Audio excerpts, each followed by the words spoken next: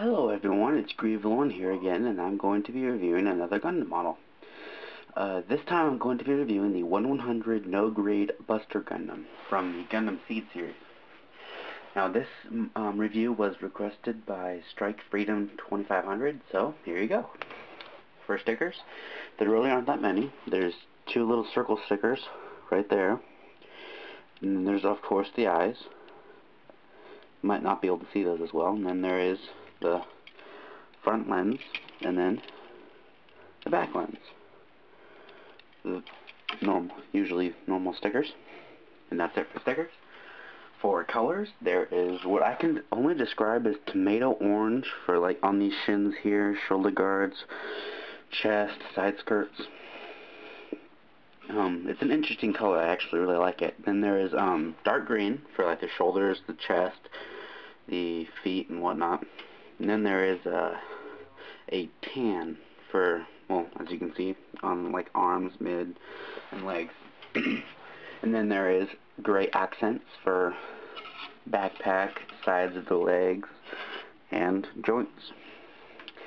And that's about it for colors. Articulation, the head does go all the way around, and it goes up and down. That's it. Which, I don't know, I wish it had the turkey neck motion like most other Gundams, but oh well.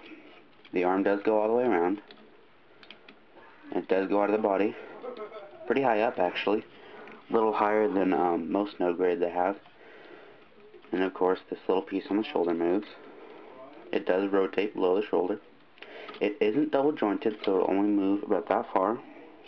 The hand is on a ball joint, so it will go all the way around, wiggle around, all that good stuff.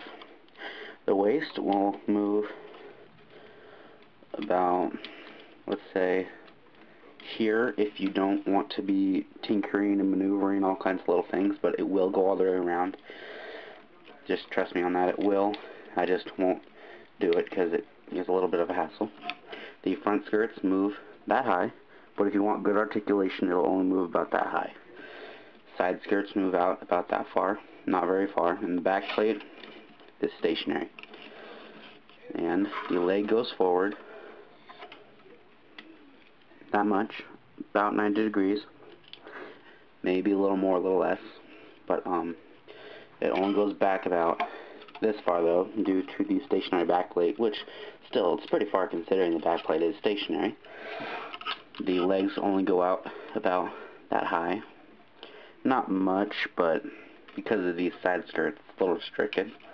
It is double jointed, and it can move just like that.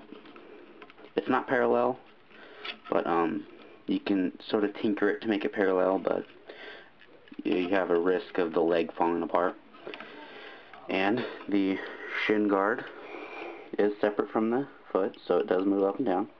The foot itself is on a ball joint, so it will move up, down, move to the sides, and sort of wiggle around a little bit. And it is on an extra joint, which allows it to do the turkey neck motion like what the head would usually do, which I think that's pretty neat. I haven't seen that before, or yet, before this. And I'd say that's about it for the articulation on this guy.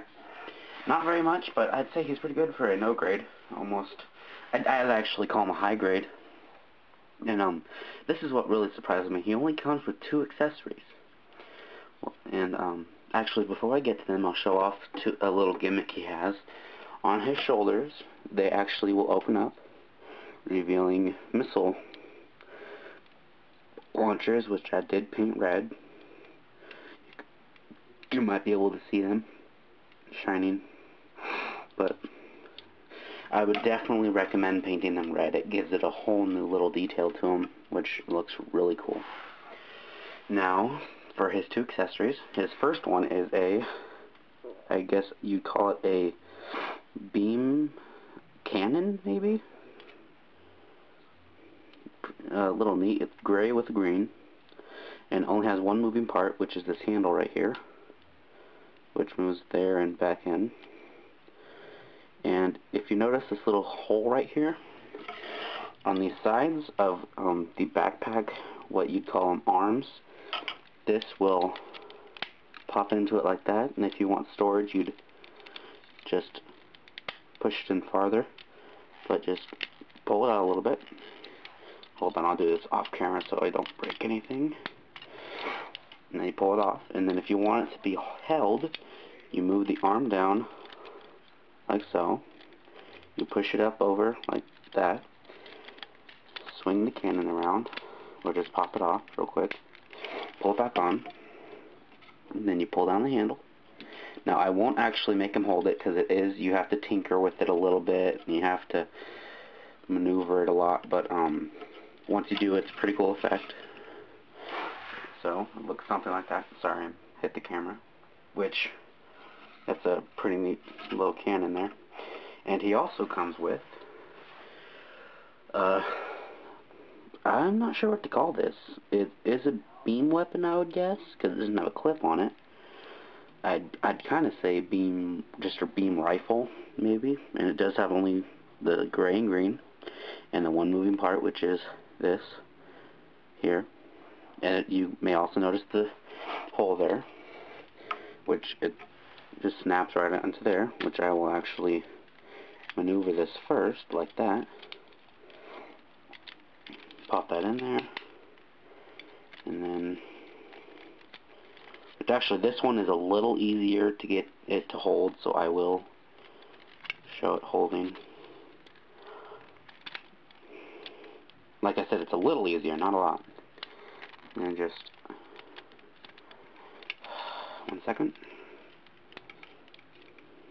There we go. Which I think it's a pretty cool dual cannon looking effect. And that's actually it for the accessories. But there is another thing you can do with these two weapons, which I will try and show the first version on. I'll show how to make the first version, but the second one I will have to cut out and just show you the final product. So what you do is you pop off the guns. Well, you don't have to, but I do to make it a little easier. Then you pull these arms out. This one you pull out to here, and I believe you flip it over. And this one you just sort of keep held back here. So you put this weapon, I believe you fold this in, pop it there. No, you don't fold it in, okay. Hold him, have it hold him, or have him hold it, and then you take the beam cannon, and there's a hole, pretty deep little hole in the front, which you just pop right onto the end of that. You sort of maneuver it a bit so that it will fit into the hole here. And once you have it in, you actually can manipulate these arms a little better. And then so. Make him hold here, and then have the other arm holding on this one. This handle here. Which I'll just have it like that, I won't show it actually holding, but you have a beam, I would say a type of sniper rifle. It's a huge looking weapon. I believe it is about as tall as him, which it's pretty cool looking. Now I will switch to the other mode, and here is the beam, I would say bazooka mode, which this thing is actually a little shorter than the sniper rifle mode. Let's move back the camera. Get a little. It isn't as big, but it looks like it would do a lot of damage. It's a very nice looking weapon. And actually you don't even have to have him holding it. It's held up by the arms, which I like that feature. So you could have him maybe give him someone else's beam swords and pose him a little bit like that. And actually I would say that is about it for this model. It's not much, but I would definitely recommend him. He is a very nice model. The color scheme alone would have me buy him. So there you go, Strike Freedom 250 to 2500. There's your review, and I'm Grieve Warren, and I will see you next time.